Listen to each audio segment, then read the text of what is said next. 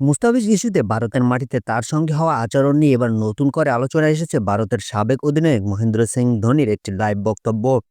ধোনি সে live বক্তব্যে মুস্তাফিজের পক্ষে খুব স্পষ্টভাবে অবস্থান নেন। লাইভ বক্তব্যে ধোনি বলেন মুস্তাফিজের সঙ্গে অন্যায় হয়েছে। তিনি বলেন মুস্তাফিজ খুব নম্র ও ভদ্র একজন মানুষ এবং তার সঙ্গে এমন আচরণ হওয়া ঠিক হয়নি। লাইভে ধোনি আইপিএলকে বয়কট করে বলেন তিনি নিজে মুস্তাফিজের সঙ্গে খেলেছেন এবং খুব কাছ থেকে তাকে দেখেছেন। তার বাসায় মুস্তাফিজ শুধু ভালো বোলারই নয়, সে একজন মজাদার মানুষও যার সঙ্গে খেলতে সবসময় ভালো লাগে।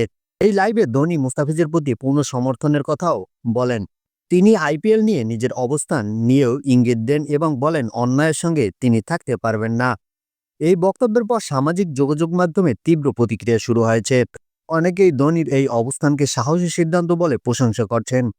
আবার কেউ কেউ বলছেন এটা যদি সত্যি হয়ে থাকে তাহলে এটি আইপিএল ও আন্তর্জাতিক ক্রিকেটে বড় বার্তা দেবে।